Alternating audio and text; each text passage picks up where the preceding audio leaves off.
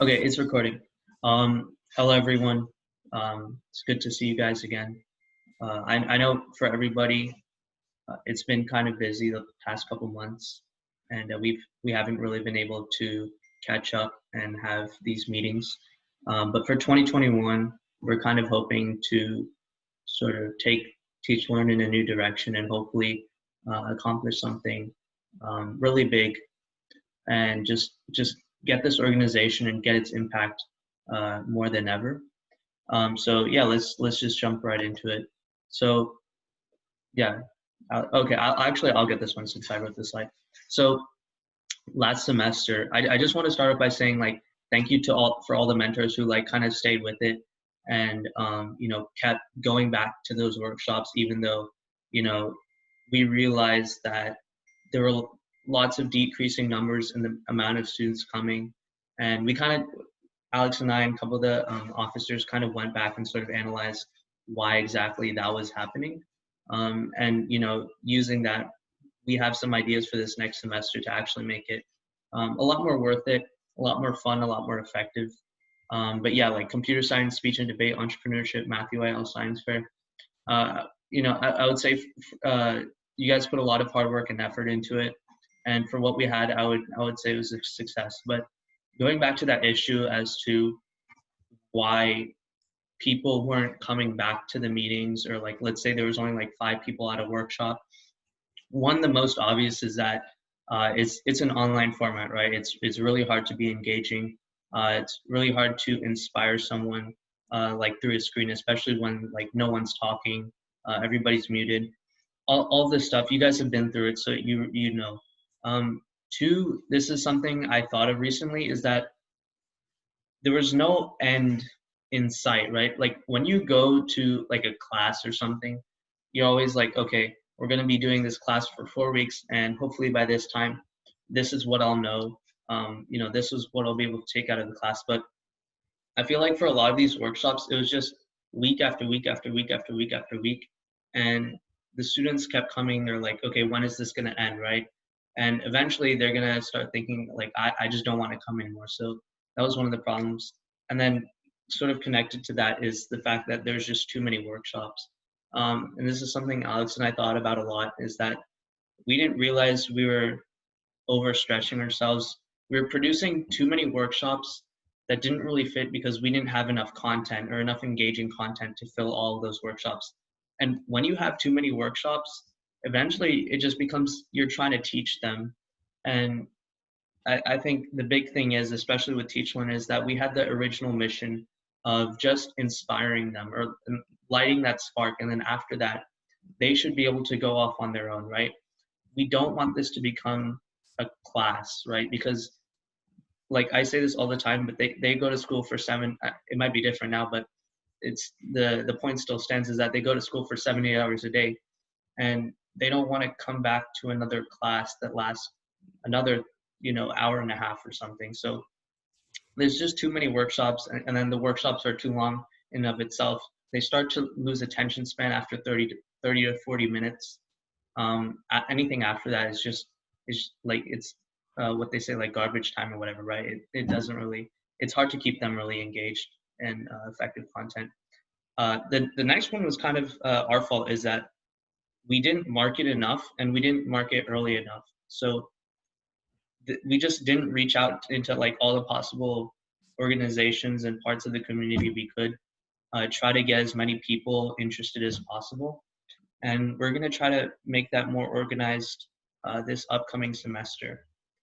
And then the last two things I kind of mentioned before, but there's not enough new material. Eventually, it becomes very redundant and uninspiring, which is pretty much the opposite of what we're going here for here. And we have the solutions for these on the next page, but I think you guys are kind of starting to get the idea. And then again, we don't want to teach, we want to inspire. And I know that might get a little bit confusing and there might be a little bit of a gray area. But at the end of the day, it's not about shoving as much information in their brain as we can. It's just about like lighting that spark, getting them excited about it. Yeah. So, besides all that, negative stuff, Yeah. we do want to just kind of reiterate, like, we know that this past semester might have been a little bit underwhelming for some of you new members.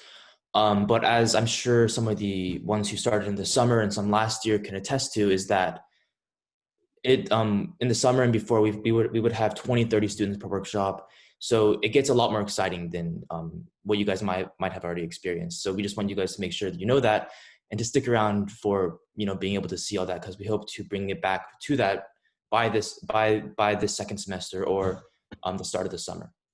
So with that in mind, the rest of this presentation will be talking about the direction that we wanted to take with Teach to Learn for this coming semester specifically. The first thing is we want to have not less workshops, but less workshops at a time. So essentially, instead of having 5 workshop series a week, each of them spanning for 10 weeks each, we want to have more like 3 workshops a week, but each of them last four weeks or so, and then have another set of workshops after that and another after that. So it doesn't get redundant, it doesn't get boring and not exciting for the students anymore. The next slide will show a better model of that, and you guys can see that. More variety and more specialized workshops. So rather than just having like a bunch of introductory, intermediate, or advanced computer science stuff, we want to go into more, I guess, specialized topics, like maybe a specific programming language or a specific skill, to give that level of excitement in those workshops. And what I find the most exciting is we want to potentially get some workshops in person.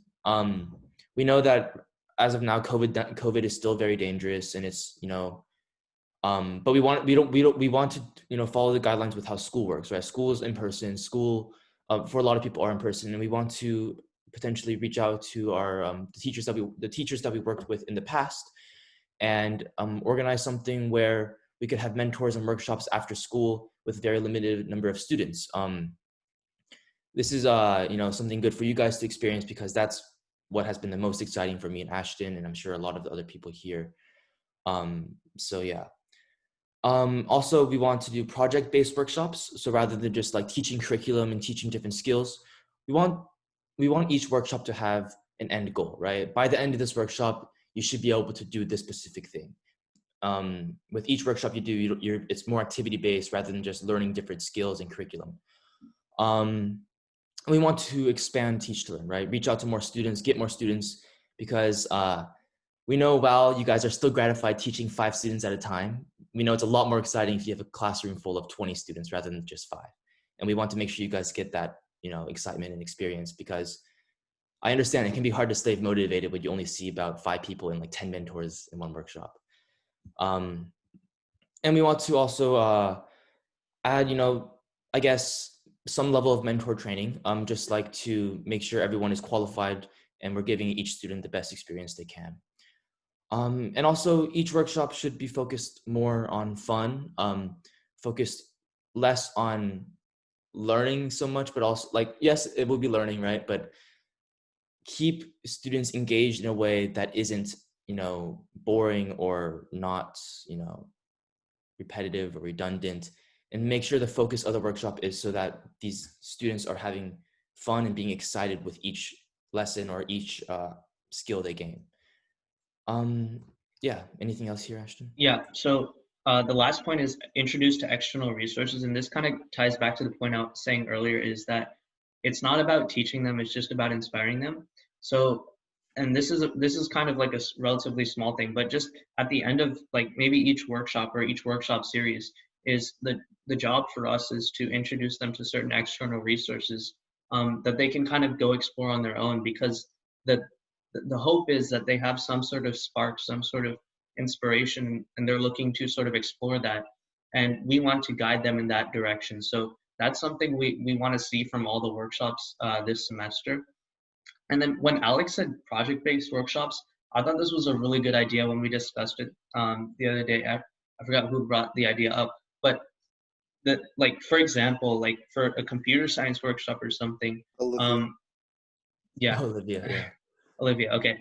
Thank you, Olivia. So for the computer science workshop, for example, it's like, okay, at the end of this day, so like for this workshop, we're going to be creating like like I don't know, like a Crossy Road game or something, right? Like just some sort of like simple thing that they can have as like an end goal that keeps them directed, keeps their like keeps them motivated throughout the entire thing. I think that's something we were kind of missing earlier that we can sort of expand on this semester. And the reason we're telling you guys all this is because you guys will be playing a really big part in like actually building the curriculum and teaching it as well, right? You guys are the teachers, you guys are the mentors, you guys are the curriculum builders. And we want you guys to keep in mind that the purpose of each workshop is not necessarily we don't want to teach every kid how do you program in every single how do you do every single thing in Python? How do you learn Java to a level of expertise? That's not the goal. The goal is to show them that they can do it, that computer science is something that they're interested in, and then introduce them to resources that they can take further. We don't want to just teach them what coding is, teach them how to code. It's more of giving them the initial excitement for it, if that makes sense, right?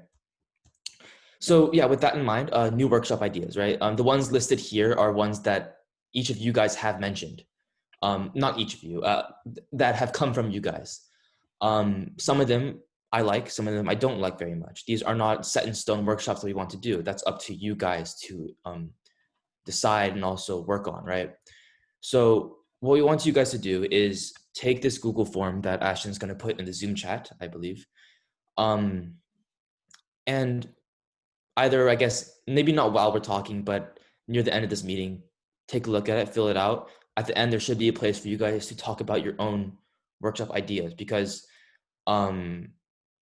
we have a need for more workshop ideas, right? Because as you know, we can't exactly do science fair again this semester. We can't exactly do a whole, what is it called?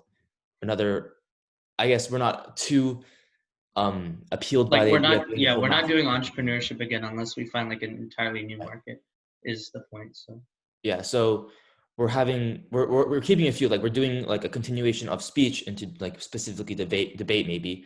We're doing maybe some more specialized computer science topics, but other than that, all the new workshop ideas will be completely new and completely foreign. So what we want you guys to do is think of any ideas that you might be interested in. Is there something that you want to lead a workshop on? And then basically, with the Teach Learn connections, get a group of people to start working on it, and then by a certain deadline, have it ready for people to actually attend. And that will likely be sometime late February, mid-February to very early March, maybe.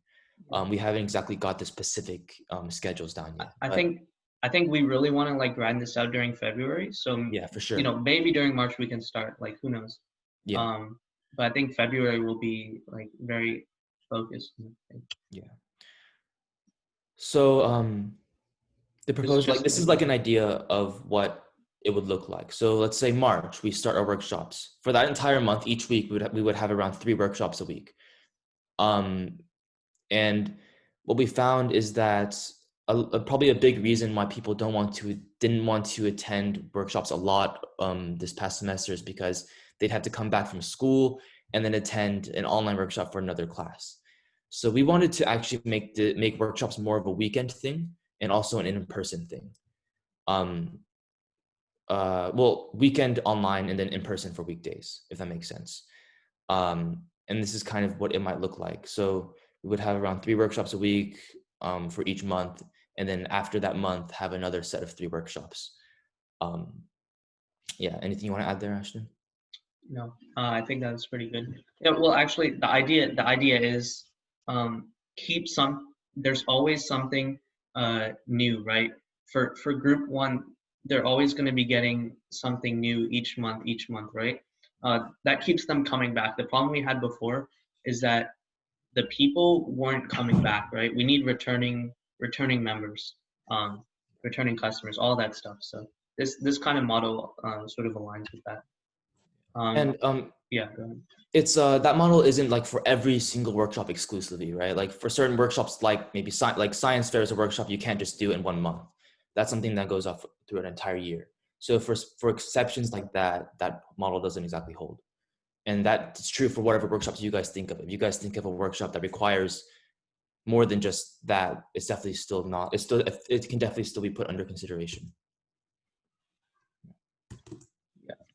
Okay, so this is getting more specific and getting more to what your role actually is.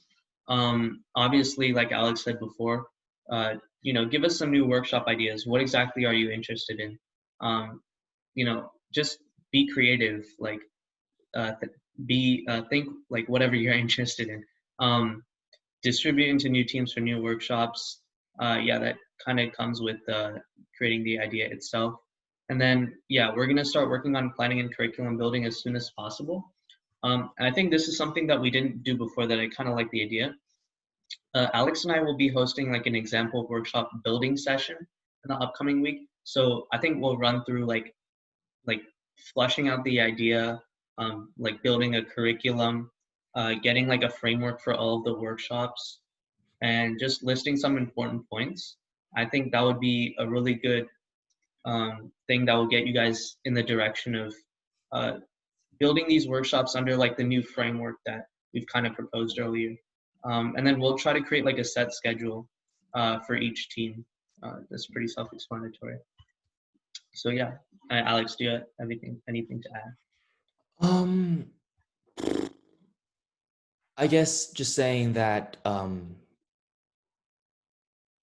not really. I think that pretty much covers it. I'm just saying like we will be getting to work relatively soon, and it is something that's, yes, exciting and rewarding, but it also does take a lot of commitment.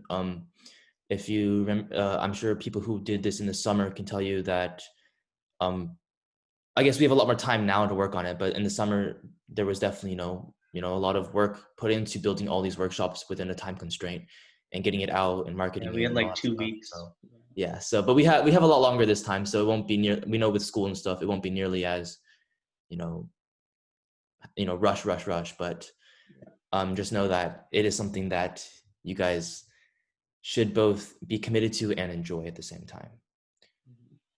Yeah. Anybody have any like questions? I'm just gonna end the meeting here, Well, or like actually, the recording. oh, you